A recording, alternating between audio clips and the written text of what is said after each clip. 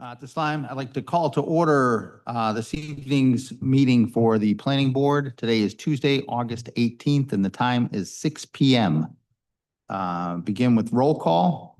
Present this evening is myself, Matthew O'Neill, Vice Chairman John Gagne, Secretary Derek Lombard, Planning Board members Perry Kellogg, James Nicholas, and Jeffrey Russo. Town planning staff present this evening include our Administrative Officer, Town Planner Douglas Loveland, our Planning Fellow Diego Martin, our Minute Taker Chloe Chanot, and sitting in for our Assistant Solicitor for Planning and Zoning is Attorney Murphy of Kelly Souza, Palmetier and Resnick PC. All right, approval of minutes. We have one set of minutes for approval this evening. That is for July 21st, 2026.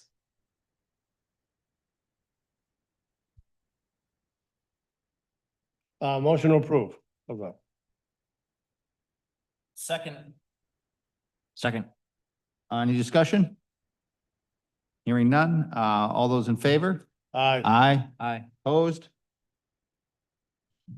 And one abstain? abstention. So the motion carries 5-0 with one abstaining. Changes to the agenda. Are there any changes to the agenda from any members of the board or the staff this evening that we need to make before we begin? Anything we have to do out of order this time? That's a very full agenda tonight. We're going to be here a long time. Just want to make sure. All right. Hearing none, we can move on to old business, which we have none this evening. And our new business, our one item of new business this evening is a letter of appreciation for Mary Carter. And I guess I said that right with the accent, right? Because I said Carter. Carter? Yeah, there you go. My Boston came out for half a second because she was at Boston University or Boston College. So Mary, as you're aware, was our planning intern for the summer. Put together our LMIH tracker to go live on the website, which was a monumental effort, something that the board had requested. And the staff took some great lengths to put together, and Mary kind of carry that over the finish line for us this summer. So we have a letter of appreciation here that unless there's any comments or questions, just going to read into the record. Okay. It's a letter of appreciation on behalf of the Westerly Planning Board. We would like to express our sincere appreciation for the service of Mary Carter as a planning intern who served with the town of Westerly's Planning Board from June 1st through July 31st, 2026, and contributed to over 180 hours of service. Mary's primary contribution, the development of the Westerly Affordable Housing Tracker, represents a valuable resource for both the planning office and the public. From concept through completion, Mary demonstrated strong initiative and project ownership in creating a tool that clearly communicates Westerly's progress toward Rhode Island's 10% low and moderate income housing goal. The tracker brings together current housing data, anticipated affordable housing production, affordability restrictions, and the development scenarios in a format designed to support ongoing planning and public understanding. This work demonstrates strong analytical and qualitative skills, particularly in forecasting affordable housing needs and modeling how different levels of affordable housing production affect the amount of development required to reach the 10% goal. Just as importantly, Mary presented these technical findings and Westerly's housing constraints to the planning board in a clear, accessible, and professional manner. The planning board is grateful for the skill, care, and initiative Mary brought to this project and for her lasting contributions to the town of Westerly. The motion we've, I guess, affirm that and request for the last meeting. Do we have any discussion? Hearing none, all those in favor? Aye. Motion carries 6-0. So Doug, I will sign that as soon as we are done this evening so we can send that off. And thank you, Mary. I'm sure you're at home watching right now. And not I'm at all, sure she not is. at all studying for classes tomorrow. Top priority. Yes. Okay. Our next order of business is our administrative officers report, and we have quite a bit to go through tonight, starting with our fiscal year 25-26 Planning Board Annual report, the draft of which was presented to the members of the board for your review. And with that, I will turn it over to Doug. You can walk us through it. Thank you, Mr. Chair. I don't have a lot to add. This is, just to remind you, of course, is the report for the last fiscal year. So ending June 30th of this past, last month or 2 months ago. Just broad introduction to the highlights of what the planning board's goals are, the highlights from the fiscal year. And then there's an accounting, meeting by meeting accounting of when you met, the time that you put in, and then the projects that have been approved. So fairly straightforward. This will be presented to council. I believe, Chairman, you would have that honor likely in September. Yes. Yeah, I believe it is. I know we have members of the council here. You guys recall, is it the last meeting in September? Oh, when the annual report goes before you from the planning board? I believe it's the end of September, isn't it? I think so. Yeah. Okay. All right, outstanding. The one thing that I would ask, I think in the past, we've put together a slideshow presentation to go along with this. Nothing that's overly crazy. Just some bullet points of the highlights so that it, and there should be one, I would imagine, Diego, on the network from last year. It's basically same format that you have. It's just basically hitting the highlights, hitting the number of meetings, number of things that were approved. Throws them on there so that when we present it to them, they have a visual of it versus them face down in the report.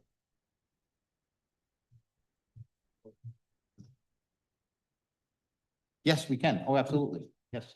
I just had one thought on the affordable housing tracker. I don't know if that's up on the website yet, but if we could insert hyperlink here, this will be available to the public? It is up on the website already. Yeah, it's on the planning page. Yeah. Okay, so I just thought it would be handy. Oh, I think if that'd be some- good. Yeah, put click that up right there. on. I'm, o- That's what I wanted to do, but it That's- wasn't there. that was, I was thinking too. I think we just did it. So we just did it this year and we wouldn't report on it till next year. But seeing as it's so close to the cutoff, I think incorporating that to the council, because it's good information. I say yes. I say yes only because then we get to talk about it twice. We get to talk about what we did this year, show what's done, and then we get to take credit again for it next year when we present it as part of this year's stuff that we completed. You get that, Diego? We want that. And I'm sure you guys didn't hear that at all, right? That we're gonna double count something we did that spanned the 2-year gap. All right. But no, I think that's a good idea to put the tracker's URL on there and a hot link to it. Is there any other comments on the annual report? This was great, by the way, Doug. Excellent. Yeah, I think it's very well written, very straightforward, and not a lot of fluff, not a lot of fluff words, consulting words in there. It's just straightforward English that gets the message across. And I Real will, good. since Morris isn't here, I will say he didn't have any comments on this, so that right there should give you your Yeah. big check block of approval right there. No comments. Okay, any other discussion on any of the sections in here? Or anything that we want to highlight in particular as you read through this that we want to pay particular attention to in presenting this to the town council? Because there certainly are some things in here that I know are going to be of particular interest to them. One of the things that we might want to hit on,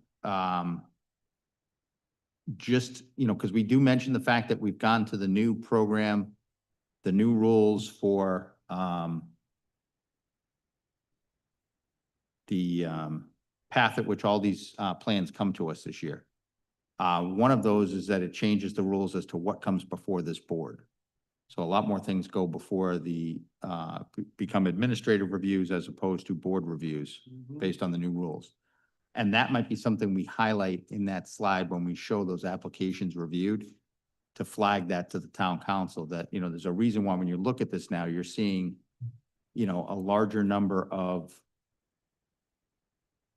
you might be seeing less comprehensive permits, less major developments than you have in the past, and that's because a lot more things are going through administratively. You're gonna have Scott with you at this meeting? Because it immediately. So it probably will devolve into, state law and that sort of thing. Generally not in this meeting. It's generally just the highest of overviews for them. Okay.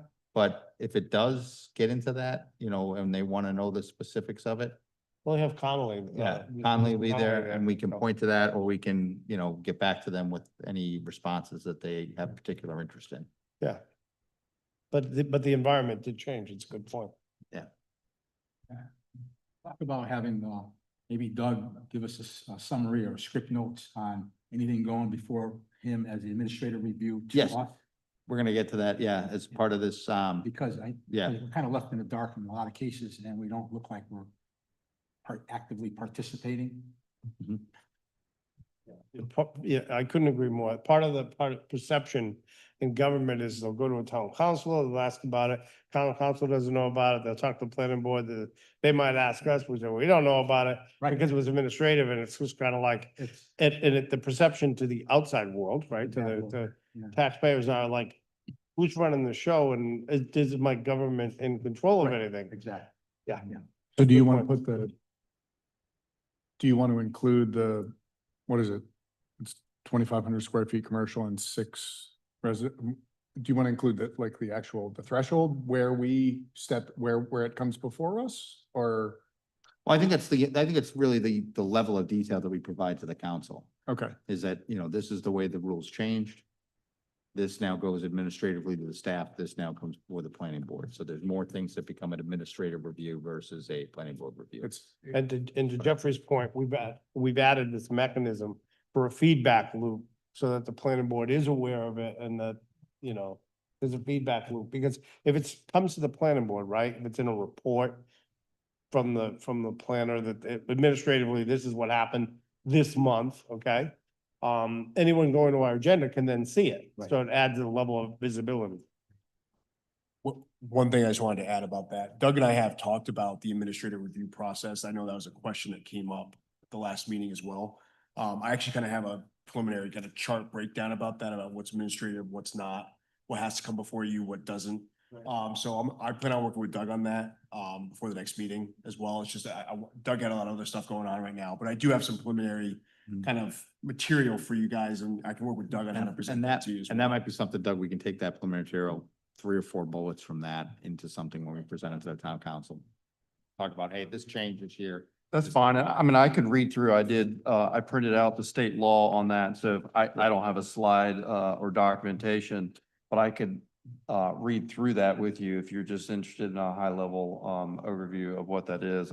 I can do that later. I'll let you keep discussing the annual report, but I was prepared to give you some information. I think, what he's referring to would be a lot more in depth, and have it in writing for you, but. Sure. Yeah, No, I so we don't think we need to tonight. I think. But we can get there. We'll see where we're at time-wise. Yeah. We might have extra time to kill. Okay. Are there any other, points of discussion that anyone had on the report, or the presentation to the town council? This is gonna be the fastest we've ever gone through the annual report before. I'm not gonna lie to you. Usually there is fighting about language, words, sentences, nothing. No, nothing, because it's well-written and it's straightforward and it's not consulting language like I used to put in things and you still put I in still things. put in things. the only thing that jumped out to me was our outlook for 26, 27.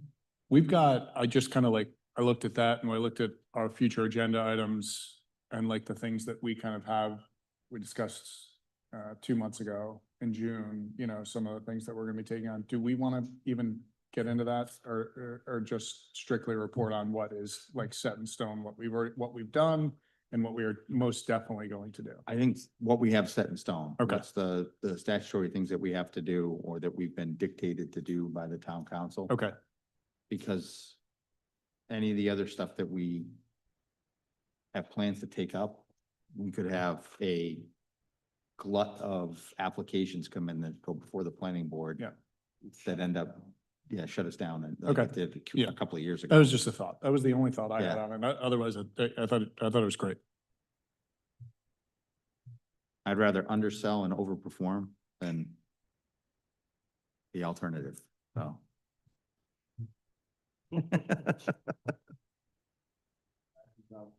Um, so I will bring up one thing at the end of this, since it bears into the, last thing when you talk about what we're gonna be doing going forward. And I guess I can talk about it in the context of the plan.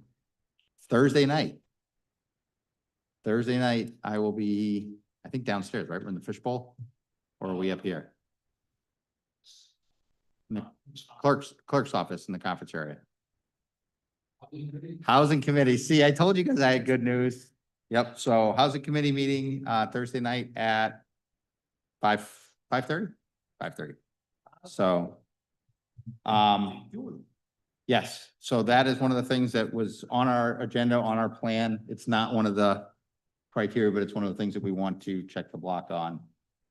So it's good that we get to accomplish that before we go into the town council, because I'm sure the counselors will ask the question of where are we at on that? So at least then we'll have a better idea as to where we're at on that. Okay. And remind me of the rules, James? If we end up with how many of us? 3? It becomes a quorum, right? Or 4? Four, yeah, four is a quorum. It's gonna be Okay. under So, right. 4 for public meeting Yeah. purposes. So if anybody decides to attend and they end up coming, we have to make sure we're under 3. Otherwise, it becomes a quorum and we would have had to have advertised it. And then as Diego just rolled his eyes and was like, you're killing me because I just finally got this organized. When the last guy walks out of. Yeah, the last guy's gotta leave the room, so that we don't have it. Okay, so that's good news. Anything else on the annual report? I was gonna say, Doug, it looks great to me. I usually, like I said, there's a whole bunch of edits and red lines and everything else come from everybody. It's great, so. Thank you. I And get a mine. lot of that credit goes to Diego. Like when a plan comes together. Outstanding, Diego. Thank you. So, do we have to, just as a point of order here, do we have to, approve this as a board before we submit this? Because we're going to present this to them in September. Do we need to take a vote on approval of the plan as written? I don't know. I mean, or just, I think you can. There's nothing stopping you from taking a vote to approve this as written. I don't know if you discussed any sort of edits to this, if there's gonna be another draft. I You may wanna don't think wait. we have. Does anyone have any other edits? I mean, I think we can, if we want, because this doesn't go to them until end of September. Yeah, I think we just we have to take consensus and endorse. Yeah. That draft is excellent. I'm good with it. Let's do it now. All right. While let's we're do it. all in. Okay. We're all in agreement, everybody's happy? All right, that's fine. So go ahead then, somebody can make a motion that we. Make a motion to approve the planning board annual report 2025-2026 for presentation to the town council. Second that. Any other discussion? Okay, all those in favor? Aye. Opposed? Okay, hearing none, the motion carries 6-0. All right, outstanding. So now we get to the fun one, which is the advisory to town council. Next order of business is advisory to town council, municipal bus garage, alternative sites, and the bus depot relocation packet. So we've talked about this. This is actually something that originated here, went to the town council, back to us, out to the superintendent and the transportation director, back to us. And now we're at the point where we have, I think, all the information that we're going to get or gather, and we need to be able to put together a recommendation to the town council for what it is we want to do as a board. So what you have in front of you today is a memorandum that's to us, the planning board, from Diego, and I'll let Diego, if you want to talk through it a little bit, where we're at. I think we're all pretty familiar with it, so if I guess if you want to hit the highlights and then right into the meat of what the latest and greatest information is. Yeah, absolutely.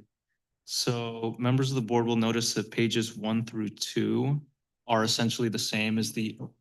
Oh, I think it is. There we go, okay. Yeah, He's deaf. I'll project louder. But essentially pages 1 through 2 are the same memo that you folks received back in, I want to say July or June. June, I think, yeah. June. Where we left that meeting off was that board members had just posed 5 questions specifically to the town manager regarding a number of different issues, including utilities, facilities, and maintenance.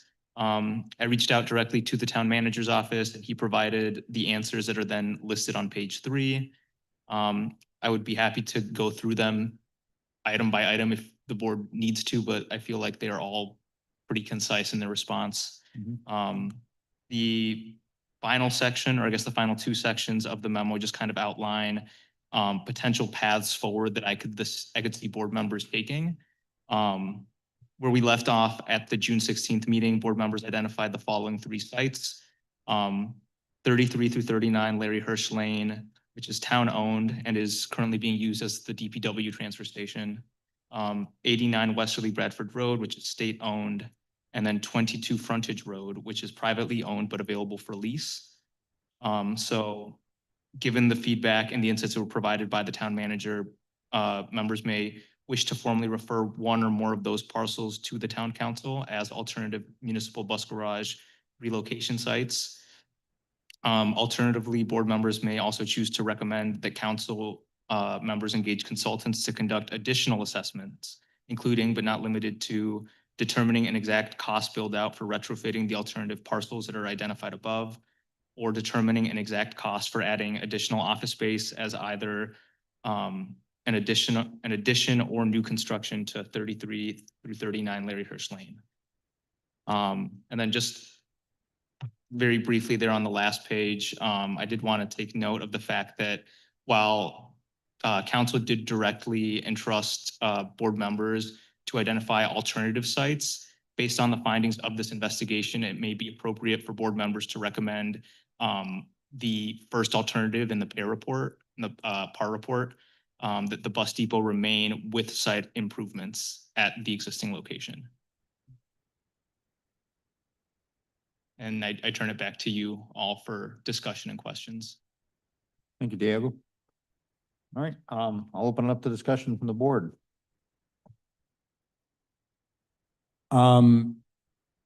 So this PAR report, that we were given, forget exactly how many pages it was, but I went through it all and we discussed, or at least I expressed, I felt it was lacking in really a lot of the, like the key issues that we had. They hadn't taken into account the bus routes. They hadn't spoken with the education department or the bus that people are operating the buses. Our primary concern when we brought this up was that one of these EV buses catches fire and we need to put the fire department needs to put 100,000 gallons of water onto this to keep it contained. And that, I mean, to my recollection, wasn't even addressed at all in that report, which was to me a lot of fluff. And so I don't view that as a viable alternative. I mean, when John brought this up, the problem was we were in a wellhead protection area. We cannot afford to dump 100,000 gallons of lithium, cobalt, whatever other chemicals are in these batteries into our drinking water. So I don't really see that as a viable, if we do that, I mean, we're just not doing anything, we wasted our time and we're not doing anything. So,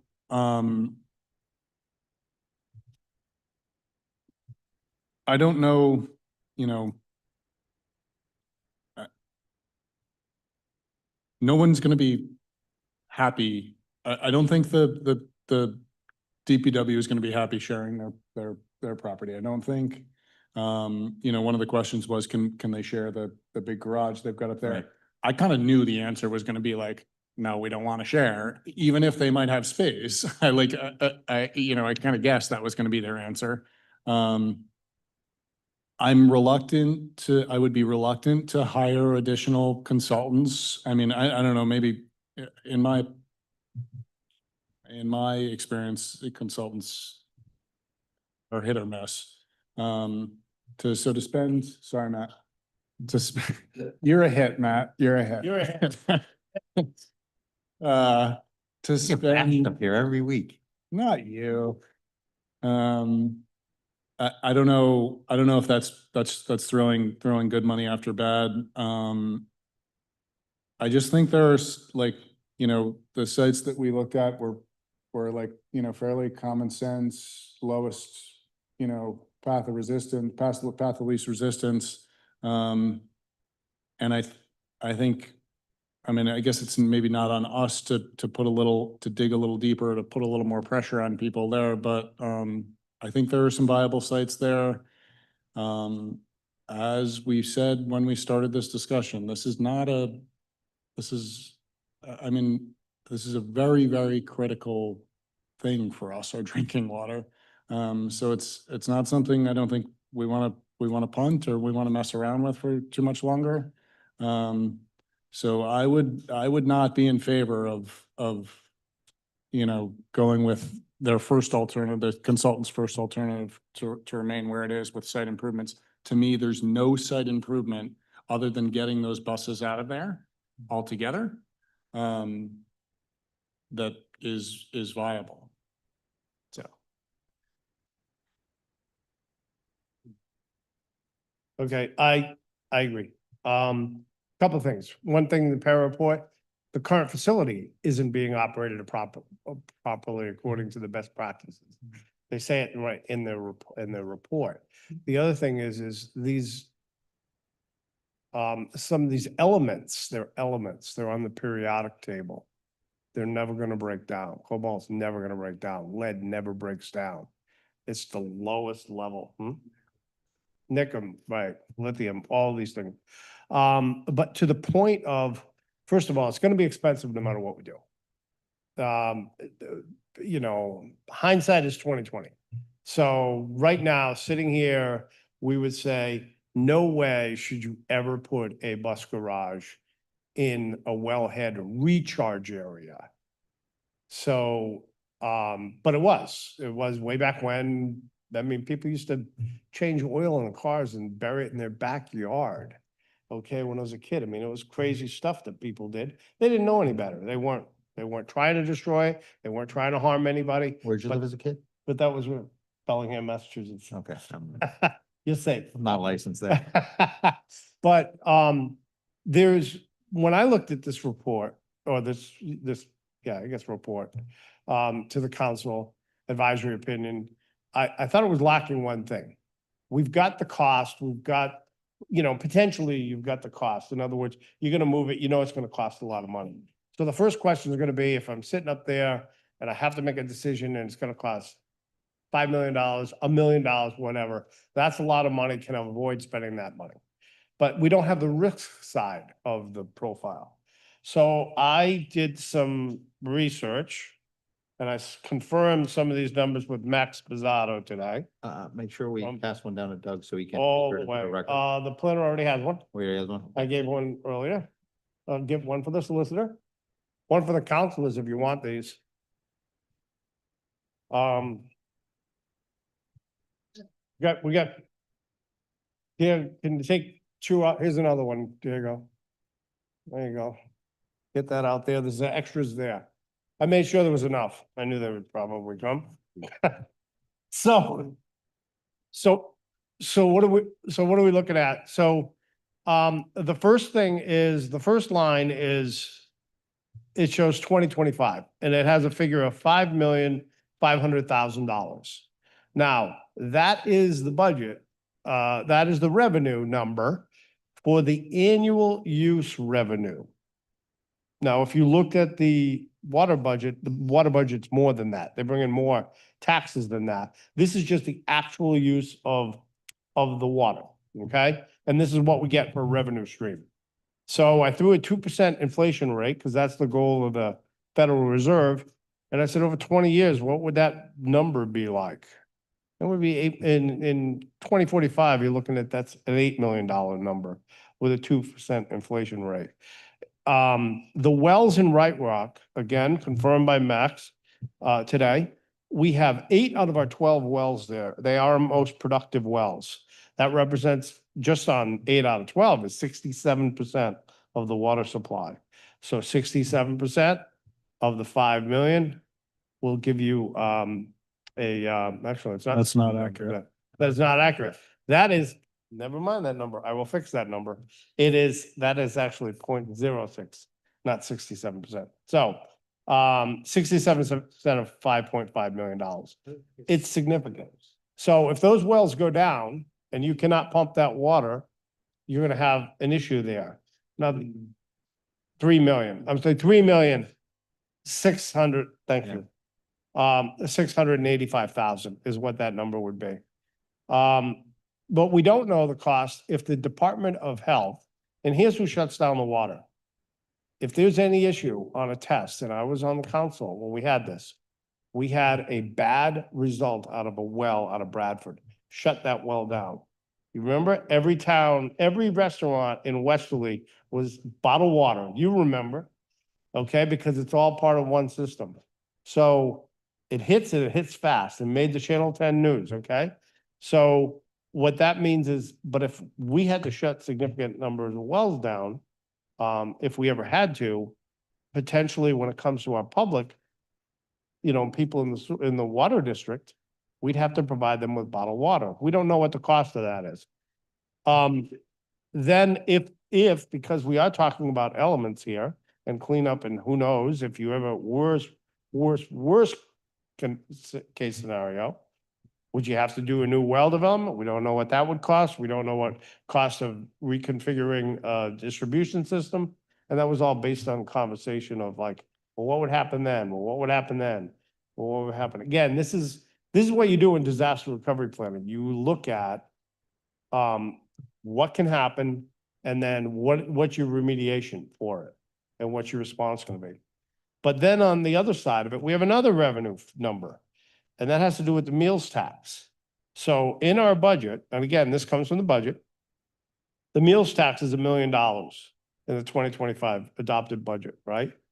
The proposal for 2026 is $1,250,000. So the hotel tax is $900,000. So together, $2.1 million we're looking at, and that's revenue to the town of Westerly. That's 1%. That is 1% of the economic activity, right, on the meals and on the hotel. But the unknown impact is, what happens if we have well news? What happens to tourism in our town? And that under the scenario, the worst case scenario, it happens in summertime.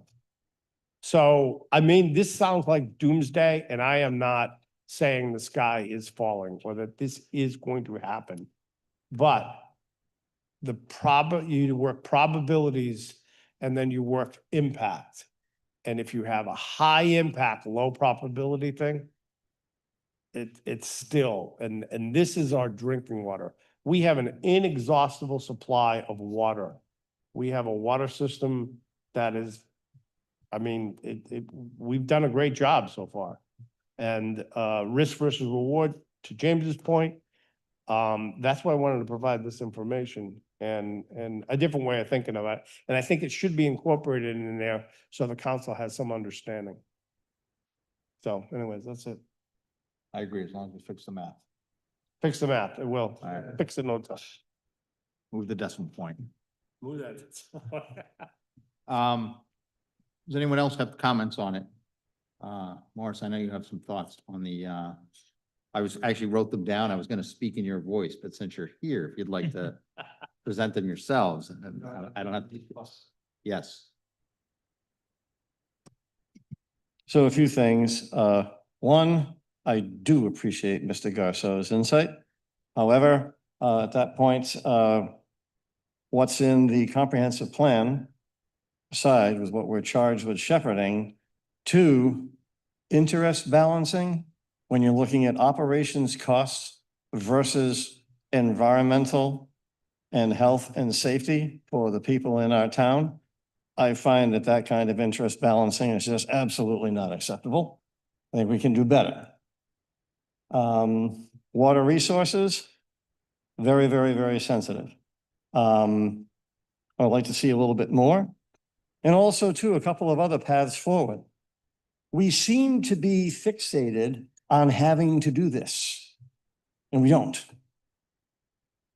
Cutting our financial losses is something that we should look at. When we look at any other loss control for risks that we may have at work or whatever else, the first thing that we look at is, can we remove the hazard? Can we remove the issue? Do we need to have these EVs? Yes, there were grants, but they don't cover the cost of a single bus every time you get grant money for it.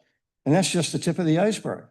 They don't address the facilities, the special features it has to have, the special training for our people to be able to properly maintain these items.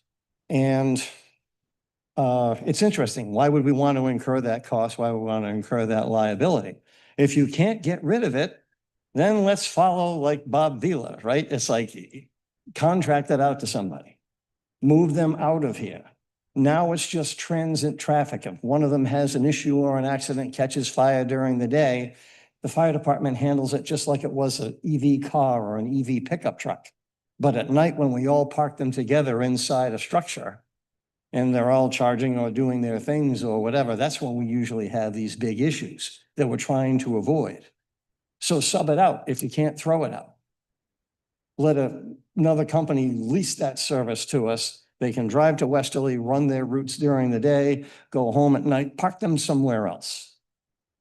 Otherwise, I'd like to take a fraction of that money, upgrade the facilities that we have for our normal fuel oil buses, make that a little bit closer to state of the art, give our people the best of materials and tools to work with, and continue to maintain something that they already know how to do, instead of introducing another hazard that could be a headache for the town. It could be a headache for the fire chief because he's got to come up with a special plan to be able to address that building. I think we can kind of cut our losses and do something better for our town. And now if we have to build that kind of a facility in a different place, finding some place that's not as environmentally exposed, I think is going to be much, much easier. Thank you. Morris? Anyone else have any comments on the, I just, if I could, just speak to one of those points. I'm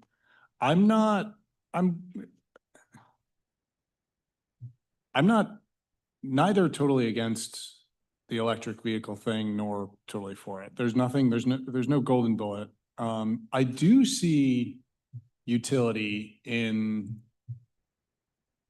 the maintenance outside of the, the hazard here, other than that, how was the play, Mrs. Lincoln? The outside of the big, the big fire concern, as far as maintenance on an electric vehicle goes, it's brake pads and wipers and light bulbs, more or less. An electric motor, they haven't managed to screw that up as badly as they have the new diesel engines. Like they'll last for a long time, and there is a long-term cost savings benefit to that, and I do understand and appreciate that. That's something that I don't think should be lost. I don't necessarily, I don't know what the long-term. I don't necessarily get into like what the long-term environmental whatever help or harm. All these things have to be recycled at some point, and or whatever, disposed of at some point, and there's an environmental cost to that I think the environmentalists who are pushing for these vehicles don't necessarily consider. But there is, I think, an important consideration when we're talking about maintenance of these vehicles. Electric motors just really don't require anywhere near as much maintenance as a diesel, especially the new diesels, which are like they've managed, the environmentalists in this case have managed to mess those up sufficiently so that, you know, they only last 6 years without needing a new ACR system, more DEF, more plastic, more all this other stuff. So I do think that there is some, if we are going to own and operate our own fleet, I think there's, Marcy, you bring up a good point. You know, I think it's at least worth exploring, forming this out to somebody. But long-term maintenance wise, there is some utility to electric vehicles that I see in that. That's And all I want to say. looking at that, and part of my reasoning for subbing it out or removing these things, they come with their own preventative maintenance, right? And in the public sector, when we're buying something, at that point, we're probably looking at lower cost batteries, which have a higher self-ignition rate than higher quality, higher cost batteries. Given any review of any of the facilities that we have here in town, keeping up with maintenance has been somewhat of a challenge for the past decades that I've been paying attention to this. So if we're not getting some of those things taken care of, and now we're potentially going to add on to the operations plate of DPW or whoever is going to be taking care of these things, and there's going to be all kinds of other items where certain things have to be done at a certain time, or we can start to have problems, then looking at this is another kind of extension of the iceberg below the surface, where we're going to make sure that we have adequately trained personnel, that they have all the tools and special items that they need? Or is it just reflective of a challenge that we have, that we may need more people to make sure that we can take care of all of our maintenance, whether it's facility, a building, EV buses, whatever, and kind of move everything up to that operational plane of excellence as we look down the road at this? And what is the attendant cost for that? And can we capture it? And if we can't, then maybe, you know, transferring ownership of those to a company that we're going to lease that service from, and they can kind of take it out of our backyard as far as where are they parked, where does this hazard reside? If anything happens, we don't have to worry about it. So this is great because you guys are all justifying my job right now, which is awesome. Because after you bash consultants, I believe I heard farm it out to somebody to figure it out. We should hire somebody to do this. We need to, so it's great. So, so maybe, you know, that what I'm gathering from all this discussion, and please correct me if I'm wrong, is that what you guys need to make a informed decision on this is a true cost benefit analysis to present to the town council. That here are the costs associated with this, not just, you know, here's the cost of renovating the site, here's the cost of doing this, but here's this cost plus the long-term maintenance cost, plus this, plus the replacement cost. And here's what this is projecting out for 30 years. This is what our cost for the, well, because if we're talking about replacement of buses, 30 years is, so what is our cost here? And then on the flip side of that is if we went with the other alternative, what does it cost us for a capital build out or design, construction, build out of whatever the facility that we need, whether it's adding on to the existing DPW yard or building it out at another facility, what's that cost associated with it, plus going forward? And to Morris's point, if you sell off the EV fleet and buy back the other buses and upgrade our facilities, to John's point, to meet the best management practices within the existing location, what's that cost benefit end up being? What does that cost us to do it? What do we lose, to your point, in terms of the long-term potential benefits of the EV buses, but we gain in not having to spend a significant amount on capital costs up front. And if you put all that together, you're going to come up with something that you can look to the council and they're going to be able to say, okay, all of these over a 30-year projection is going to cost us this amount for each one. And then that's going to tell them what might be the most economical approach. It may not be the there may not be what we're thinking of right now. We could be all 100% wrong as we're spitballing here what these costs are. It may not be the most economical cost. We might find out that building out the facility turns out to be more economical because the loss we take on the buses isn't worth getting rid of them. And then it's like, okay, well then, yeah, then the cost going forward and rebuilding the facility would make more sense. But without that, I don't think we make an informed decision. So maybe the decision we should be moving towards is hiring a consultant. We need To we put need together a- I didn't mean to give them a hard time, but Uh, these are the kind of things that I'd hoped to find in that report. I mean, I wasn't giving all consultants a hard. No, time. no, I but just it's- thought but that it's- but particular what- report. What you, was what you got terrible. was, what you got was a preliminary report that gave you what the options are. And nobody's gonna go through and dig through what we just talked about right now unless somebody gives them that directive and says, this is what we need. Right now, we gave them, hey, what are our options and what are these gonna look like? So they framed out for us, these are the options and these are the things you need to consider, and that's great. The next step in that process would be, okay, now tell us what it's gonna cost for each one of those. Yeah, I mean, I think we're all kind of speaking off the cuff, and I was speaking from personal experience, like, you know, my father's got like a little Chevy electric car. You know, he's got a big diesel truck too. He's got a little Chevy electric car, and he tells me, he's like, he's had it for 10 years. Windshield wipers, tires, and brakes, like, that's it. I don't know what other maintenance these buses might require additional maintenance, but just anecdotally, from what, in my experience, and I didn't mean to like sound off an environmentalist at all. I consider myself an environmentalist, but there is an environmental cost to everything, to disposing of electric buses, to running diesel trucks. And I think the best vehicle environmentally is one that you can keep on the road for 25 years. And you really can't do that with new diesel buses either, because they've managed to mess those up sufficiently. Anyway, And that's why the 30 years, so you time for cost of replacement in there. is part of it. Permission to remove the punch bowl. And this is, I think we have to limit our scope as a planning board, and I have a question for the solicitor. Title 16. Schools, right? So the town council can do whatever, my understanding is, all the town council can do is allocate money in a budget.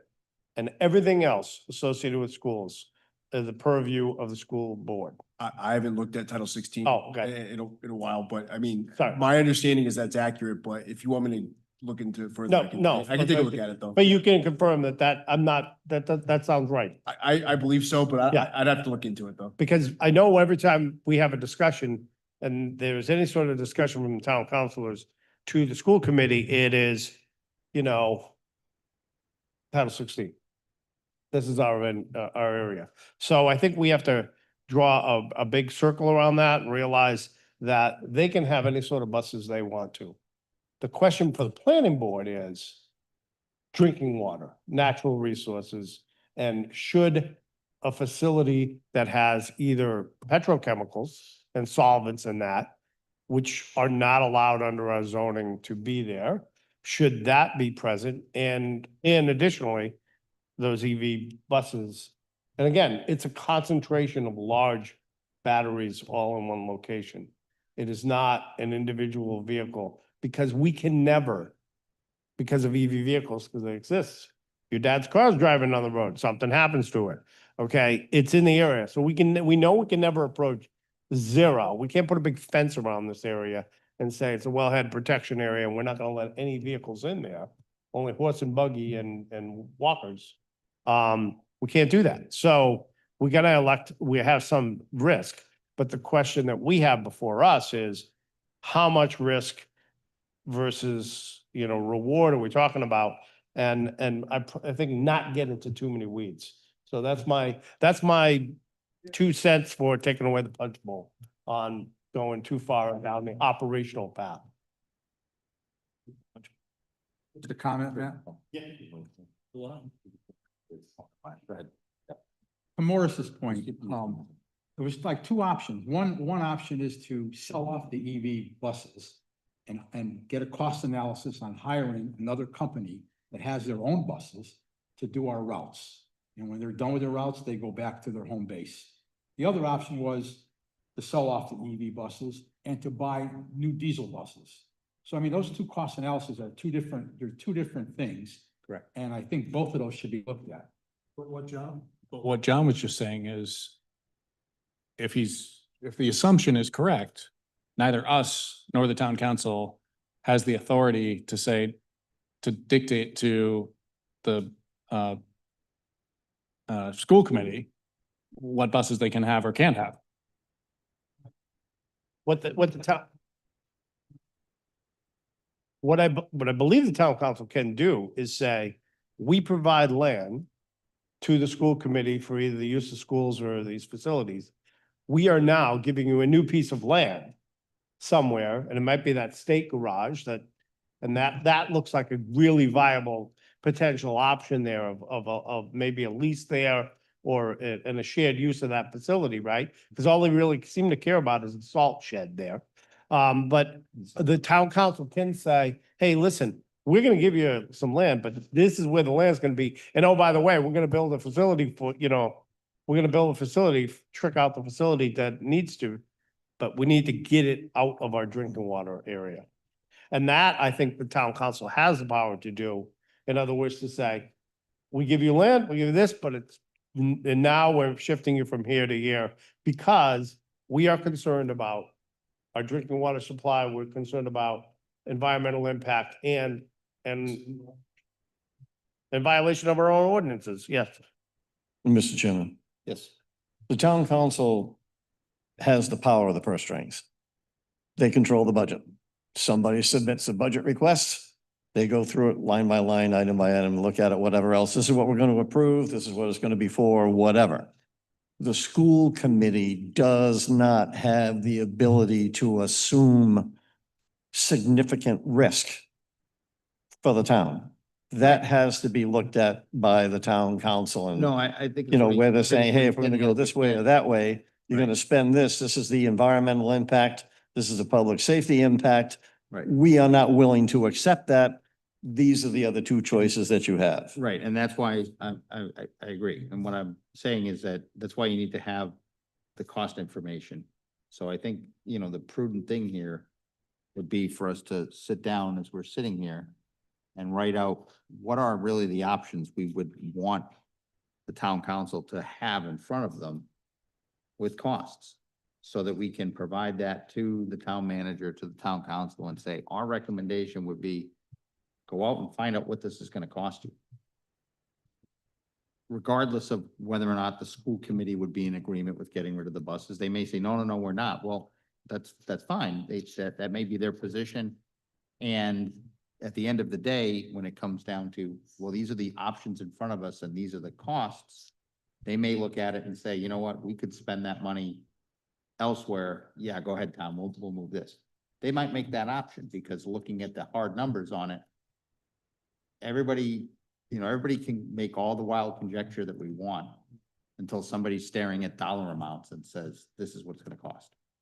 So I think, making any type of, blanket statements about who's gonna do what, or assuming that the school committee would say, no, we're not gonna do it, or we would do it. No. We don't know what they would or wouldn't do given the budgetary constraints. All we can do is say, these are the options. And these are and then recommend to the town council and to the town manager that they have somebody explore what those options are gonna cost. And flesh out what goes into each. So if we can flesh out what goes into each one of those options, they can cost them out, then they can make an informed decision. They can have an informed discussion with the school committee and say, this, to your point, this is the purse. This is what we have to spend. This is what we have to deal with. These are the box we're in. How do we? And that's one side of the balance, right? We've loaded one tray with cost, actual tangible cost. The other side is water and environment. Right, well, I think. And how do you interest balance that Well, and justify I that? think for the most part, I mean, unless I'm reading this wrong from the council, from the town manager, even from the school department, I think everyone is in agreement that they're willing to move the bus depot out of that location. I don't think there's anybody that said adamantly, no, we're not. PAR has recommended, hey, maybe there's an option that might be cheaper. to do something at that facility that might cost less. And that's fine. They can explore that option. We can see what it is and what they actually might recommend. We might find that their recommendation is prudent and adequate, and they've got some plan where the buses are gonna be, the EV buses will be remote from the rest of the bus depot. I don't know. They might have something like that, where the EV buses park at night over on one side at the other thing, and you're splitting it up you're splitting the baby to solve the problem. That might be their solution. And if that's their solution, it saves the town money and we can upgrade the facilities to meet your point, best management practices out there. Maybe that gets us to where we're at a lower cost. It's more palatable to the town council, more palatable to the school committee. I don't know. I'm throwing all these out there because these are all potential options that they need costs associated with them. Because without it, it's just, we're just throwing darts at a board right now and saying, well, I think this will cost more, but I don't know what'll cost more, but my gut tells me this. And, you guys have all been sitting up here for a while. I trust most of your guts to tell me, yeah, that's probably gonna cost more. But, they have to have a hard number in front of them. School committee's gotta have a hard number in front of them because they have to make a decision at some point based on what they're gonna be willing to put into the capital plan. And if we're gonna do this, now would be the time because, correct me if I'm wrong, we are in August. Yep, starting up. We're starting up our capital improvement plan. So if this is something we need to get in front of now, it'd be good for them to have those numbers to be able to allocate that into the capital improvement program in October. Or at least a range of numbers so they can allocate a range of funds. And there's also other numbers that we would try to capture too, because we touch fingers with activities that while they are within the town of Westerly, they are not part of the operations of the town of Westerly. So we're looking at the fire department, we're looking at the ambulance corps, specialized response equipment, have to have a plan that's compliant with NFPA as far as response to concentrated hazards. Surround and drown is not acceptable under NFPA. So at that point, that's going to have to be something that's got to be looked at. They're going to have to put a number against it. And with all due deference to the fire department now, there's going to have to be resources on their end that, if they're going to have to engage people and what are we going to need for this? What are we going to need for that? And how are we going to satisfy these requirements? What's it going to take? And that might be a month's worth of work for 3 or 4 people. They got to be taken care of for at least that end of it, right? So that's another significant item that we need to look at as well. You brought up at a previous meeting that some communities or some fire departments had a big tank that they dropped a vehicle into and then it just kept cooking the water off, right? But so it goes into the air, it doesn't go into, and it gets concentrated in that, container, if you will. So I think your point needs to get underlined, I think, in the report that having the proper equipment, et cetera, may have an impact on the local fire district. And we don't have it. And so now you're encumbering the fire district in addition to the municipality. And ultimately, it all falls back on the taxpayer. Yeah, in one way, shape or form. I mean, some of these things, car-sized batteries or whatever, might burn for several hours or a day. Larger vehicle or whatever, the container is pretty much the equivalent of a 30-yard dumpster. And in the space of almost 4 days, they have to refill it 3 times because all the water is evaporated. I can't put a bus in a 30-yard dumpster. That's just the battery in the engine that Yeah, they do it with. you'd have to get but quite honestly, to get that in there, right, to contain it, because the bus is around the battery, right, in theory, or like around the car, right? You're talking about a crane, you're talking about making sure that there's equipment on hand, yeah. And you have to do that during A fire. thermal runoff Right, in a very, very, very hot fire. very, very hot fire.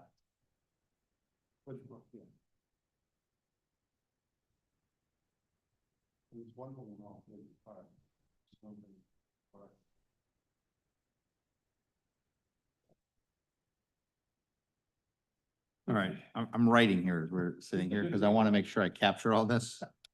Because I want to say them out loud here in a second, so just give me 1 second.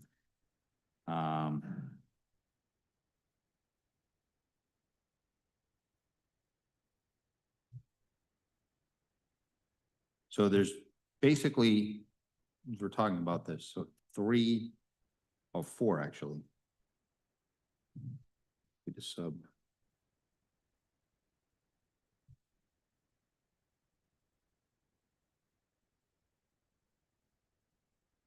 All right, so there's basically 4 options that we've kind of worked our way around, one of them with sort of 2 subfits to it.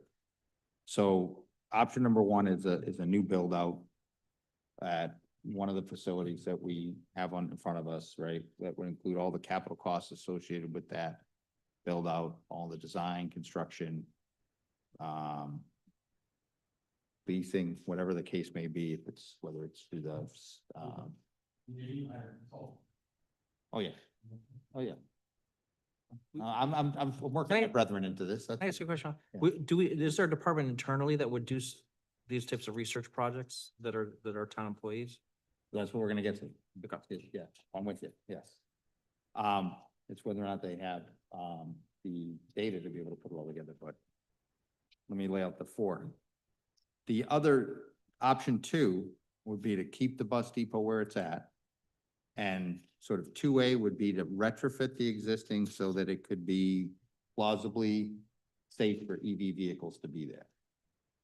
I'm just saying it out loud. And the other would be, B would be to retrofit the existing and have a secondary site where the EV vehicles are parked. So whether that's the existing, maintenance garage for DPW or wherever, another site in town centrally located so that you have basically a charging site that is located for the buses to charge that's not in the aquifer zone, but close enough to the bus depot where it's not a problematic issue for them, for their moving the buses around. So that's sort of options. So that's 2A and 2B. Option 3 is replace all the EV buses, retrofit, upgrade the existing facility to the current best management practices, and replace the buses with diesel buses. Basically take the problem away, go back to diesel buses and retrofit the existing facilities so that it's up to the best management practices for dealing with spills and maintenance. And then option 4 would be subcontract out the busing and close the garage altogether. Now, I said those because those are sort of broad general categories. Now, within each one of those, some of that stuff is stuff that the folks in the town could figure out for us. Because I'm pretty sure right now, subcontract out the busing and close the garage, we own all the buses. We own the facility. The employees that drive the buses are all town employees. So if that was the option that we went down, you'd have a lot of issues leading up to that that would have to get addressed. Yep. To include, number 1, you'd have to sell off the entire stock of the buses, EV and whatever, because you'd be divesting yourself of the entire busing. So you'd be selling them off or leasing them off or handing them off to third-party control. You have contracts with the existing bus drivers right now. So we'd be talking about breaking contracts, and I have no idea what the contracts look like. What's that? Think maybe you're getting a little into the weeds. I mean, I understand all the options you want to give, but sometimes too many options. No, I'm not. I'm only sticking to 4 options here. I'm just saying that within those 4 options, there's a lot of things we need to consider that, we're not thinking about right now that are gonna be costs associated with it. That aren't just the cost of the buses or whatever. They're all the ancillary costs around it. If you do close the garage and we shut it all down, we now have another distressed property on the books that we're probably gonna have to go out and investigate and clean up. So Hopefully not. Hopefully not. But we might, but we, I'm looking around the room and. to the plus side, we also have a site that we can then partner with a nonprofit and build affordable housing on. If it's clean. Yep, yep. Well, when Let's hope it is, yeah, when it's clean. If we replace all the EV buses and if we did option 3, so I'm working back up. So those are all costs that within the town, to Derek's point, I think we could probably get a lot of those costs within the departments in the town. You know, the school department knows what it pays the buses. They know what the contracts are. They know what all those costs are associated with it. Those are costs that we probably have in-house somewhere within the town. If we're replacing the EV buses and buying new diesel buses to replace them and then upgrading the facility, that's part of what PAR put together already, minus the EV buses. So part of that is already somewhat scoped out in PAR's assessment. The additional information would be what would it cost to replace buses and divest yourself of the EV ones. The two top ones are the ones where I don't know that we would have the wherewithal within the town to be able to put together that estimate of all the costs. We might be able to pull some of the costs together. Let them move. The new building, capital build out, all of that, plus or retrofit the existing facility, because I don't even know that we know what we would retrofit it with. That was the one thing that stuck out, that 2A. Maybe there's some technology that exists that I'm not aware of, but I just don't know how you could make that. The back of my Current- head, I'm envisioning a bulldozer pushing it into a giant, vault of water now because of what you said about That dropping. a bus. current location safe enough. Yeah. That's the genesis of the Yeah. problem. Like, I just don't know, like, And that may very well be the case. Yeah. I'm not advocating for, believe me, I'm Yeah. not advocating for any of them. no, I I'm hear you. just- Based on everything we discussed today, those seem to be the, Ballpark, if I put a box around everything we just talked about, there, those are the 4 options you guys, that, there gotta be, in the consulting world, industry standards for, how many square foot to build a commercial building, a garage, et cetera, that you could, yeah, you can, all infrastructure, you can rough it.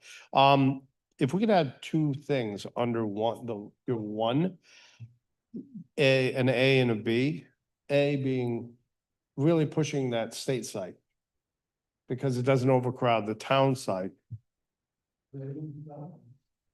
we have no idea. Potentially, yeah. I mean, it's an underutilized DOT site.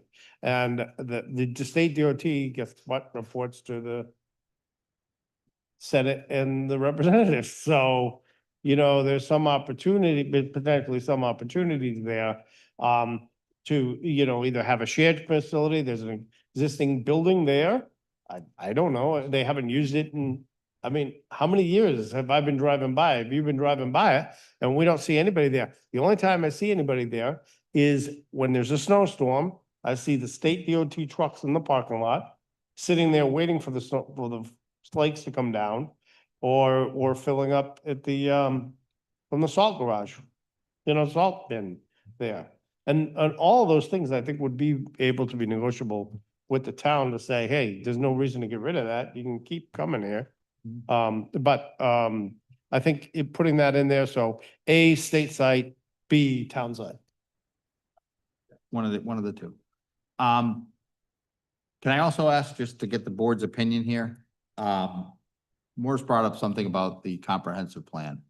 And for those of you who haven't looked at the comprehensive plan in a while, we do have certain elements of the comprehensive plan relative to recreational facilities in town.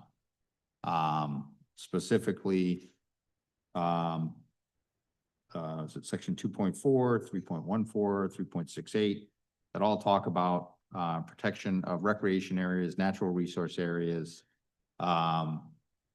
passive recreation areas within the town. Section 3.14 talks about developed recreation specifically.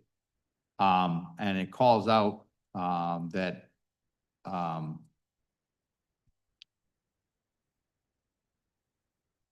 there is continued investment in parks and other open space for recreation that will yield long-term recreational opportunities to ensure public health. Comprehensive plan also calls out the youth football field at 60 Old Hopkinton Road as one of those facilities within the plan. There's only 10 facilities, I think, that are called out in the plan.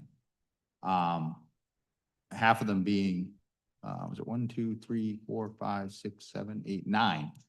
Sorry, that are called out. That's one of the 9. So it certainly is, something that I'd like to get the feel of the board here. Because if we're looking at this and recommending, one, to Jean's point of 1A, 1B, whether it's the state or the town's property, what's in front of us right now still includes the Pee Wee football field as one of those locations. So I just want to find out from you guys what your recommendations are, just to make sure that that is something that we are.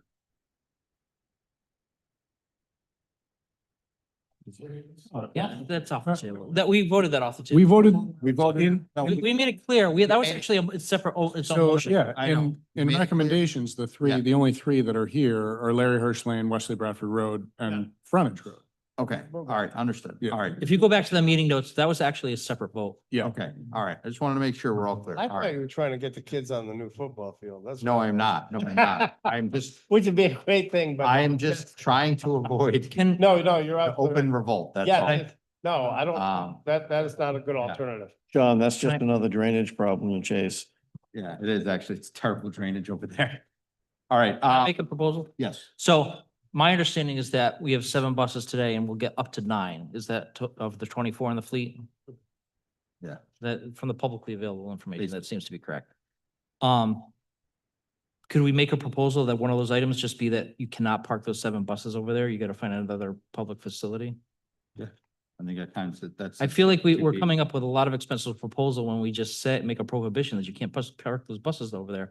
You have to park them at the high school overnight. Yeah, that's B. That's 2B. It's basically, clean up your act over there. I'm saying. I'm not saying clean up your act. I'm just saying, like, I think the question is those buses reside, I think we've made the problem statement so wide.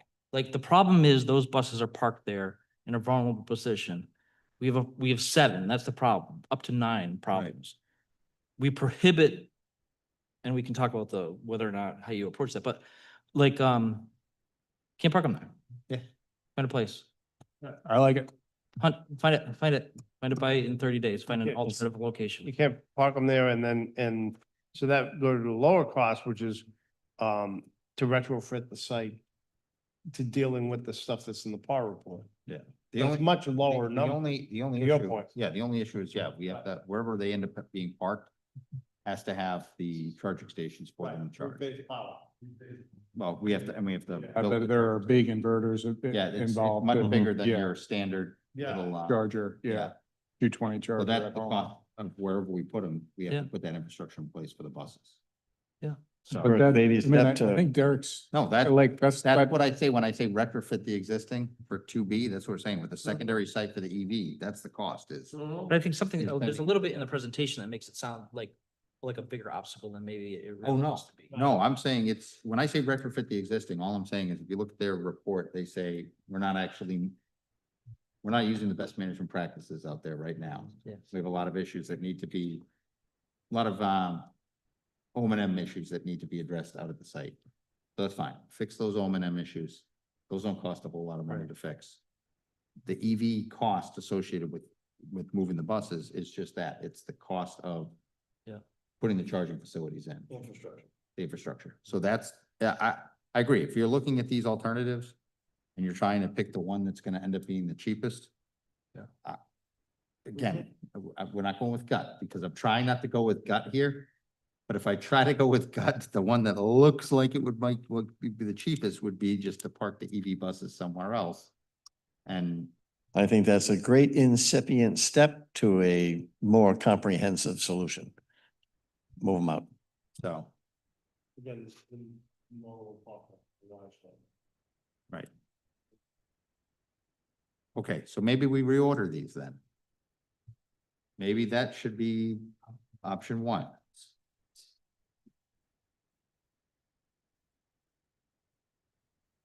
Okay. Move them off-site with the charging facility. And leave the rest of the depot there. Are they still gonna be allowed to be maintained there? And the follow-on question Well, to that would be. that's the one thing that they're not gonna be maintained there regardless. They're outsourced. They're, all their routine maintenance and stuff is like, brakes, oil fluid changes, that stuff can be done at the bus garage where it normally is done. The issue is that if there's anything else that has to be serviced on the EV ones, those all have to go out. They don't get Okay. serviced by us. They don't get serviced here. The only services we do are brakes and fluid changes. And that's where I'm saying, that's where, when I say retrofit the existing, that's the housekeeping issues that we need to make sure we're keeping on top of. Because to your point, we still have a bus depot on top of the aquifer zone. An oil release from a bus is a lot more manageable to clean up than Speedy Drive, right. than an EV. Did we Derek, thank you very thoroughly, much for solidifying that into a I- much more manageable chunk. Mr. Chairman, I would ask for Diego and the planner, can you march us through that again from your notes? Or did we thoroughly confuse you guys or just would a it- quality check? Or would it be helpful if I just read it out loud again now that we? Oh, you can write it out loud again, then we could do right. that, but, or taking them back and copy it afterward. Yeah. After the meeting. So what we're saying is our preferred option, if I'm taking the pulse of the board here, and believe me, if I'm wrong on this, speak up, is that we recommend that they find a secondary site for the EV vehicles. That secondary site could be this state property or the town property. And they would have to find out the costs associated with the infrastructure for the charging. To be able to park those overnight, charge them overnight at that remote location. So that's option one.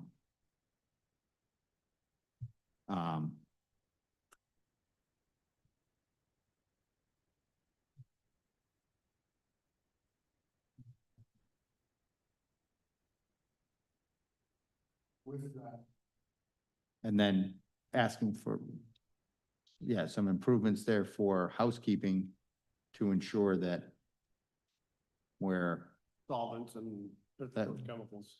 yeah, housekeeping to ensure best management practices are being maintained at the existing bus station to protect the aquifer. Yeah.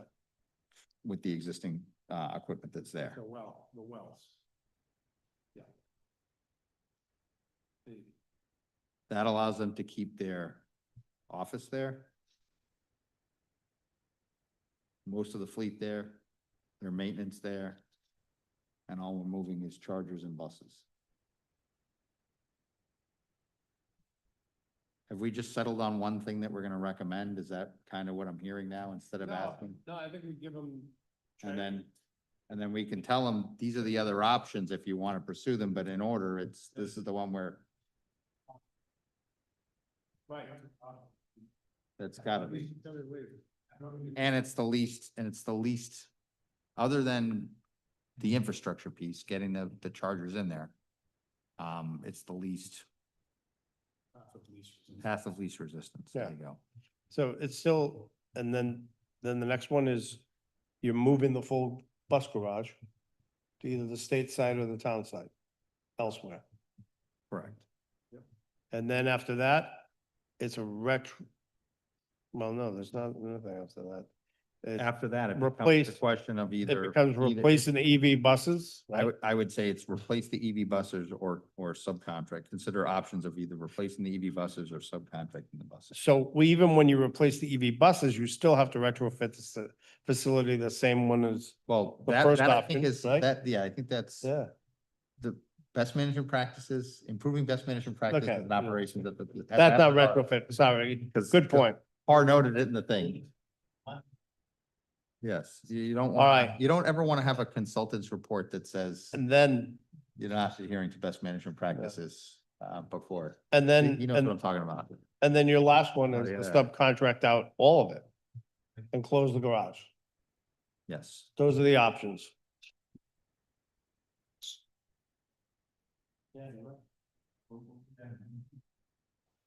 I'm glad we talked this through. This was actually very productive. Thank you, Derek. Just sits back, waits, lets everybody peter out, and then just says, why don't we just do this? Appreciate it. All right, One other thing. I have another piece of data coming.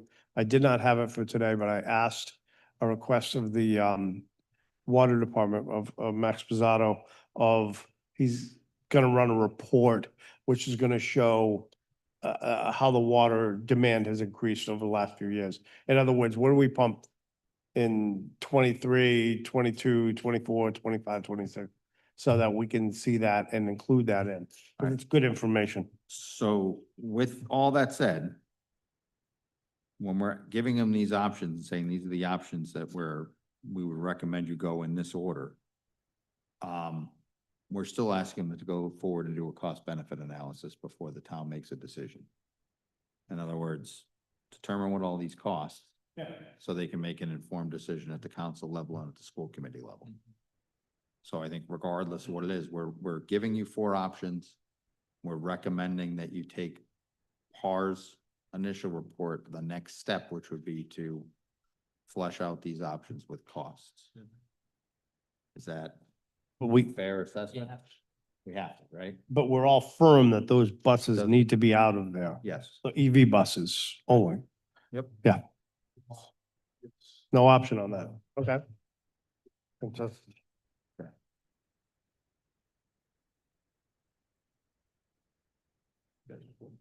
The flock cameras too.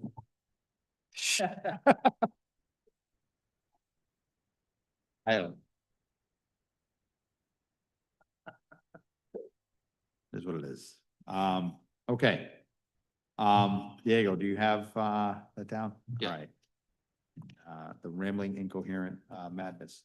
I don't think we need to necessarily vote on this because Diego's gonna put together a memorandum for us so that when we come back in September, we can, put this forward to the town council, school committee, and move this thing forward.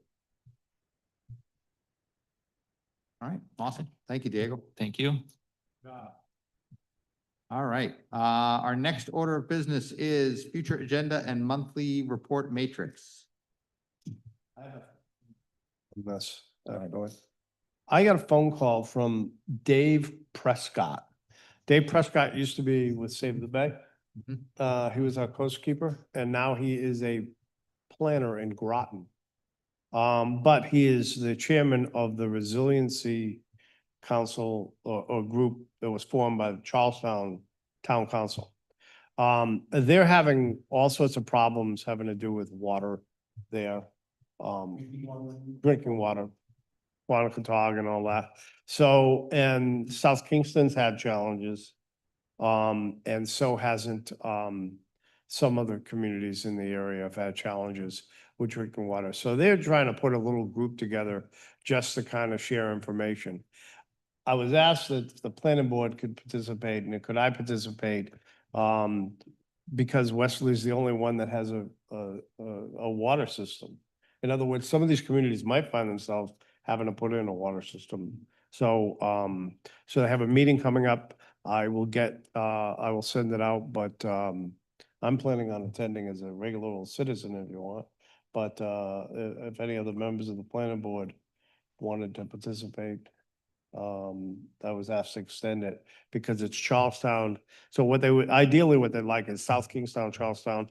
The South Kingstown has a water ban every single year on odd and even or no watering lawns. I'm not sure. I don't see a lot of sprinklers over there. So I think they might have, they don't water lawns, because they are challenged. Charlestown doesn't have a water system except for there's a community well in Quanacatog that is having challenges. And then there's a little Westerly over here where we have a water system overall.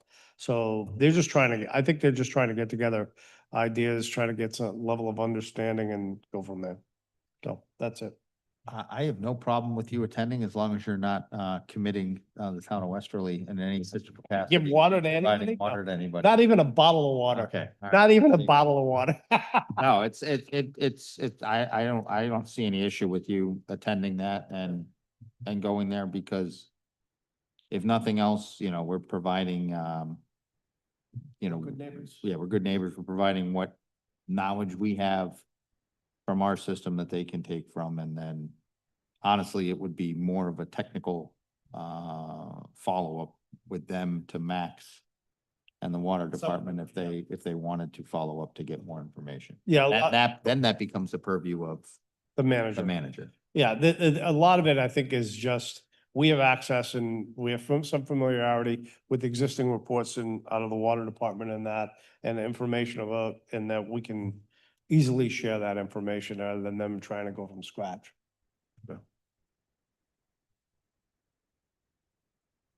At least in my email and the monthly report matrix, all I saw was the projects in review, Yes, where normally we get the the big map of everything else. big map of everything. Yeah, I was gonna ask. Cause I wanted Did we to, get, I think we I got, I think one- volunteered for I a think we only couple got things. one and- page of the PDF this time. Yeah. Got uploaded. When So- you say everything else, you mean everything that's in active construction? No, no, No, the, no, no, no, no. We have the our, schedule of, what has to be done annually, so we know what's coming up for the future meetings.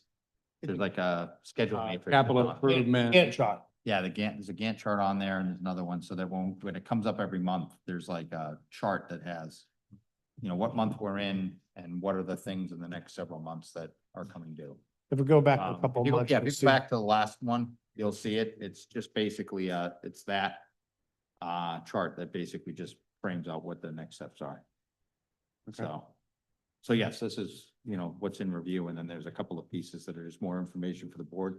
And the reason that we asked the planner to include that was just so that when they open it up and they're doing their review, they're not then going back and trying to find the email from January that said, here's what the planning board schedule is for the year. Yeah. It just kind of gives it to them each month and slides as it goes along. So and it's things that we brought up that we want to try to keep Right. on the, keep, You know, yeah, and yes, things that, yes, we relevant. don't forget about them. It's been appearing as page 5 on 6, the one that got published. Yep. We just need the whole piece. It looks like it's put together from several different documents. Yeah, it is. Future agenda items. Wait, does that, I'm sorry. Doug's part of the meeting here. This is his baby, so jumping ahead. Yeah, so for future agenda, we don't have any public hearings scheduled for September, at least at this time, but that's unlikely to change because we are past the deadline for that meeting. Now we do have, so the attorney and I will be prepared to discuss the thresholds for plan review in more detail. I could go over them high level, but it sounds like we'd just be better served to present you that information in September.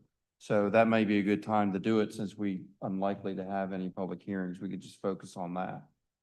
So we will have that for you on September. Otherwise, looks like it would be a light agenda.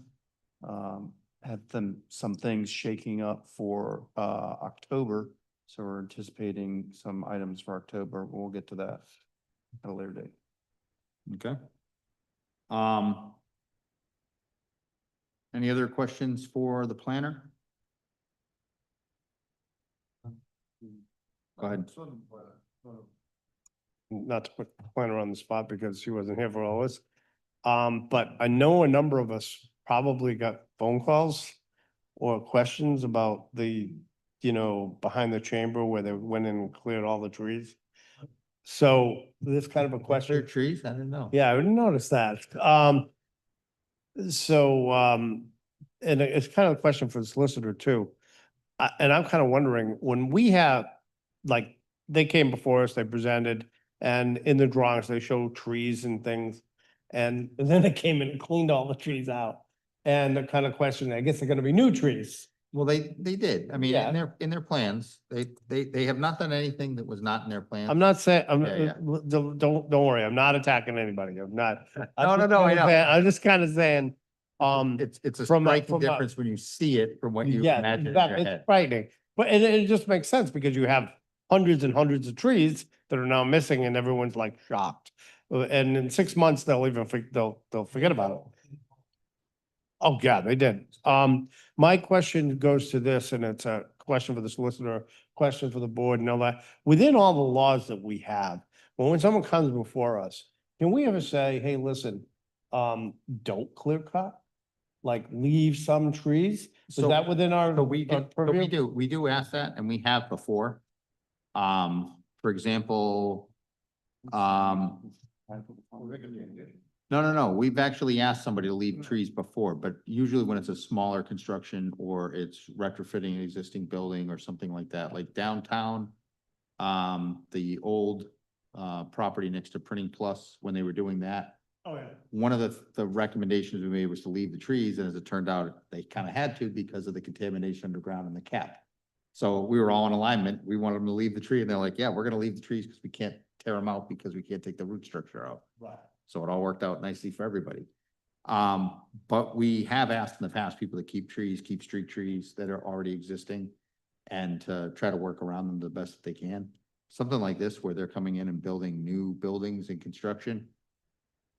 We, know it's easy. yeah, easy, but I know. it's very tough to ask them to, leave any of those trees in place because. Psychologically, I think at least from my perspective, I will be asking, in the future, hey, by the way, are we planning on, as part of your project plan, to clear all the trees out?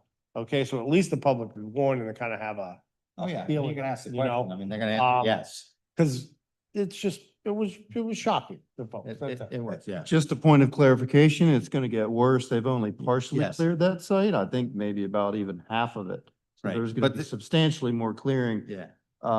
We actually had them put a hold on the clearing while they are finalizing some approvals. They got a little bit ahead of themselves. So we told them to stop, and once they get that taken care of, which they probably will in the next week or so, they'll resume clearing. What the activity they're doing right now is we did authorize them to pick up what they did clear.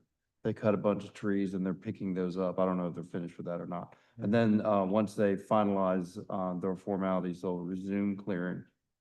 Yeah. Fairly substantial. And the amount. nice part is that the worst of what visually is being cleared was already cleared. That's the worst of it. Everything remaining to be cleared with, well, I should say with one exception, is behind the chamber, except for where it comes out on the main road on the other side. Yeah, you said behind the chamber, so- but it's kind of like, what's been cleared isn't behind. No, the no, chamber. what, that's what I said, that's what I'm saying, that's the worst right Yeah, now. yeah, yeah. What's left is behind the chamber. Yeah, That's where yeah, they yeah, stopped. Yeah, they started at the front and Yeah. they gotta work their way back. But yeah, it is stark and it's not the first development we've had happen, that we've, Yeah. the worst case of it is, right up on, Granite Street, where they clear cut that area in advance of their permits and we're still waiting for that development to happen. 8 years later or so, something like that. So, yeah. I was just wondering again, under certain conditions, do we put, can we put, Yeah, we can ask. we can ask, can we put conditions? I guess it depends. We also have, and there was no problem there after the final investigation, but wherever we have a historic cemetery, that Yeah. whole, the state law requires 25 feet. Which there is on this site. Yeah. Is on this side, right? There is a limits of disturbance shown on that plan, It and was they are back being then. held to the limit of disturbance. So they are not clearing from property line to Right. property line, of course. Right. There, Yeah. looks like it, maybe as you're driving by, but there is a limits of disturbance Yeah. which is being enforced. Good. And Is thank you there- very much for pulling that up because on the version I was looking at on my phone that day, I could not see the limited disturbance line at all. It was just too small and faded on the PDF. And I'm like, I don't see it. And I really hope it's there. I'm just not seeing it. It is. So there is an ordinance which, Yes, there is. There's one for cemeteries and it's There's part of the state dimensional. law. Yeah, it's, where you can't just cut down. no, not cut down trees. You can't, there's an ordinance regarding cemeteries and how close you can be to a You cemetery. And Yeah. you cannot disturb the soil within 25 feet Yeah, no, of I a get historic cemetery. but I mean, The reality is what, like as far as cutting the trees down, You there's can no cut- ordinance, Yeah. we can ask them till we're blue in the face. Right, There's and no that- ordinance says they can't cut and down that's all why- the, as much as I dislike But in it. terms That's of not that- Actually, That's if you right. can tie it to the finding for approving a plan, if you can say, we find retention of the trees in certain areas, advances the goals of the comprehensive plan, then I think you can put some conditions in there, but you have to be cognizant of how it impacts their development. You obviously can't say you can't develop the property because it's wooded, you're not allowed to cut down trees. Yeah. But if you can tie some tree preservation to those findings and clearly make that connection, hopefully so it would stand up to a challenging court if it came to that, I think you probably do have some rights. Now, that's me putting my attorney hat on, but And here's our attorney to put his attorney hat on. No, Doug is correct.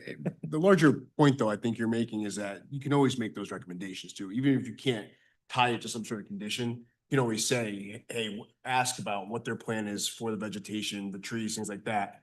And make the recommendation, hey, we'd like to see, because this area is viewed by the public a lot, we'd like to see some of the vegetation stay, what's your plan for that? In situations where you can't necessarily tie it as a condition to approval. And, well, and that's already in the plan. They have the plan. Yeah. And that's in the plan. Yeah. And there are new trees, planned for this. There's other options too. You want to talk about ways that you can get things to not be as striking to the public. Is you can, ask them to leave, the last line of vegetation between the public and the site as a buffer until they get to that point of construction. Now, they may not be able to, it may not work within their construction plans and their sequencing, but if they can, they oftentimes they'll be like, yeah, that's fine, because it just means A, nobody can see them work behind the tree line, so their construction site becomes more private, and B, nobody calls and complains because they can't see behind the tree line where they're working. So sometimes contractors will say, yeah, I'll do that because it'll make my life easier from the public. So you can ask things like that.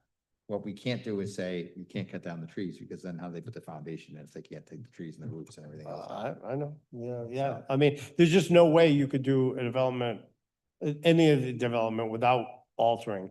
I had a client in Watch Hill, and when they cut the Everett Avenue area, and when they went on that lot, they cut 500 trees.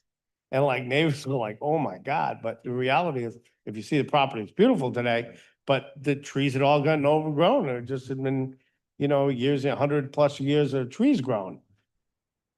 So I live closer to that than probably any of you and the board, so, but I'm just like, I haven't gotten any complaints, but, it's a big project. Yeah. Like, I don't understand why, it's approved, wait until they start building. Yeah. I think the trees are gonna be the least of your, if you're hearing complaints. That's not a judgment on the project, but I'm just saying, it's Oh, it's a big- 40 units, dude. Yeah, It's a big project, it's a big development. Yeah, it's big. Yeah, Right. I mean, And it's gonna be built in phases, so it's not gonna be something that's done all at once. I think they had, was it six phases or 5 phases? I can't remember. Is it 6? Yeah, so it's gonna be leapfrogged around as they go, so. Yes. No, it's not a bad development. It's really, it'll look pretty nice when it's all said and done, so. All right, any other questions or comments under the, Assistant Solicitor for Planning and Zoning's report? Doug? not for me, no. Okay, my favorite part of the meeting is, I'm sorry, but the Administrative Officer report. My favorite part of the meeting now is the Assistant Solicitor for Planning and Zoning's report. Nothing to report. James has nothing to report. Excellent report. Great job.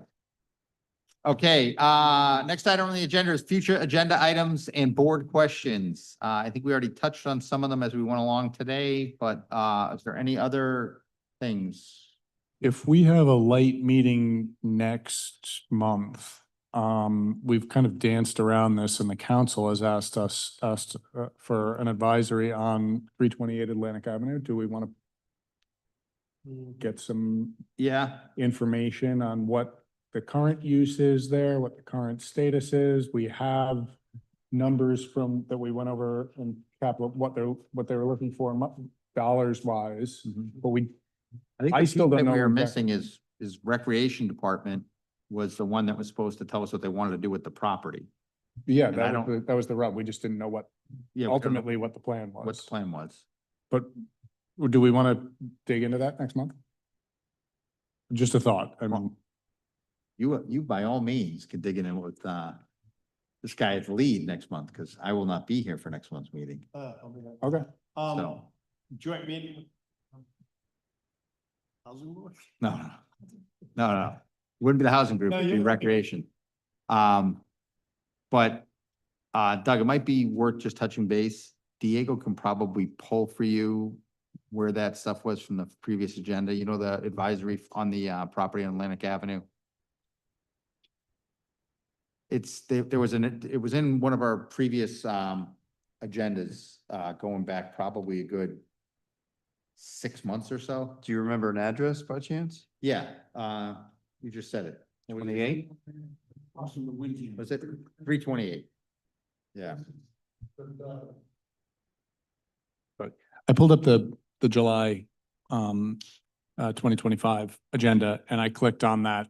What was I just talking about? The future agenda and monthly report matrix. And so that has all of these, Like the things that I was thinking random about. things that we've been. Yeah, random, haven't- back burner things that we need to get to. And Yeah. that was one of the things that the town council asked for an advisory on, and we've kind of danced around it, but I'd like to. Because it's just Get into it. basically a question for the recreation department. What do you plan to do with the building? Because right now, I think there's tenants in the building, Yeah, so we are we they should gonna get, continue with the tenants? And that's fine, and that's the plan, and we continue with the tenants, it becomes revenue for the town, and we're, it's another, But the first floor is an So- empty retail space, right, so. wasn't it supposed to be parking when it was initially purchased and? yeah, there was a whole bunch of things. that were kicked around. Yeah, I'd And like to then get into it. recreation talked about them doing something with it, so. I'd like to see if they are renting it, what we're getting for rent. Because I know when we went over capital improvement, they're asking for a whole bunch of money. So I don't know if we're necessarily making any money on it and who's benefiting from it.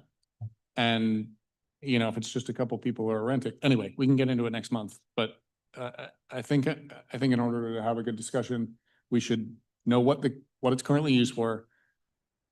From Recreation Department, what ultimately their plan is for it. And maybe we can pull some data from capital improvement and see what they've asked for money for it going for this year we have and that going from forward. last year. We have it from last year. I have it. Yep. And then we can make an informed recommendation. Yeah, 'cause we did punt on it because we didn't know what they wanted to do. Okay. Any other future agenda items or board questions? Okay, so the next item on the agenda is confirmation of quorum for next meeting. Is there anybody that will not be here for the September 15th meeting? I won't be here. No? That possibly, which means we would still have a quorum?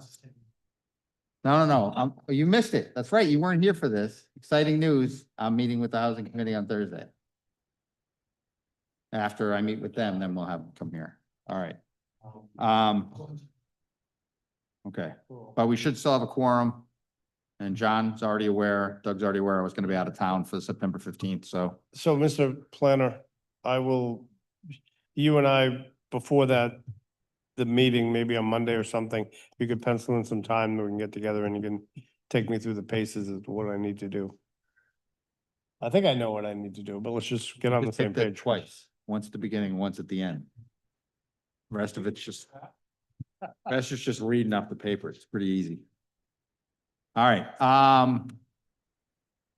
that is the last item I have on the agenda for this evening. Motion adjourned. Oh, I'm sorry. We have I a would- couple of members of the public out there, I- although we didn't have anything that was open for a public hearing. However, we do have members of the public that attended this evening, and if you would like to come to the podium, if you had anything you wanted to express to the planning board, by all means, come to the podium. I apologize. I withdraw my motion to adjourn. Rose Vandover, 20 Top Street.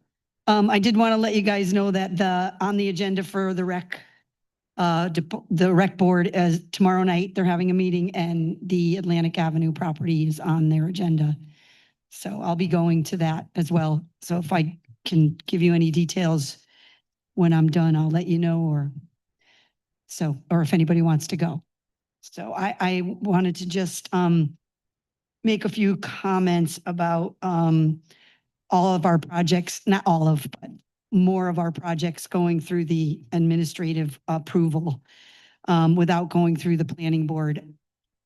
I'm wondering if there's not a way around that where we can still have you all involved so that you're still involved. I'm not liking the fact that a lot of stuff is going to go around you or not even be put in front of you. So I am actually going to look into that myself.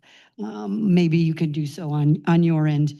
The EV buses, I'm with you, separate the EVs from the gas. I don't think our gas buses need to be moved. I think that would be a huge cost to the town. And the EV buses are the problem. So I would lean on that in that direction personally. And let's see. I also like the idea of subcontracting all the buses, not all the buses, the EV buses. The gas buses were never the problem. Granted, they're not where they're supposed to be and they're in violation of the zoning regulation. However, it's been there for so long and we can always build up the basin around them. It's not the EV buses catching fire is really the big problem. And if they catch on fire and they're parked with our gas buses, they can catch on fire as well. We could have a really big problem on our hands. So I like the idea of actually moving the EV buses somewhere else. And I think that is all that I have.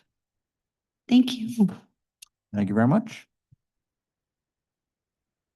Sir, please just make sure you address the board and let us know who you are and where you're from.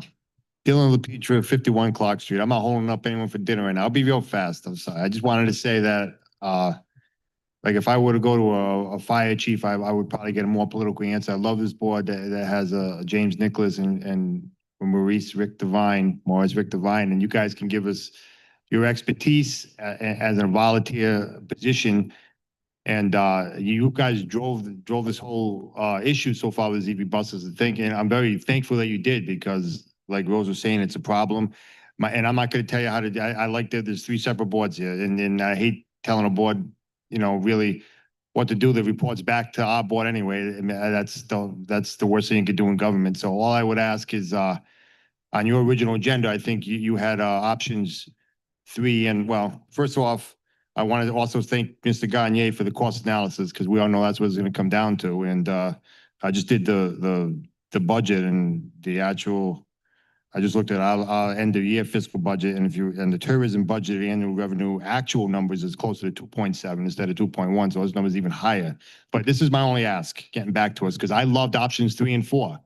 Rick said the problem is the EV buses. Well, if you get rid of the problem, how easy is that? So before this ever comes back to the town council, and I think you've already done this, I would love another shot. Go talk to the school committee a few times. Let this all go through the school committee first. Give them another shot and I know they're not going to, but give them another chance to either pull the plug in EV bus, outsource everything, and then we could be last.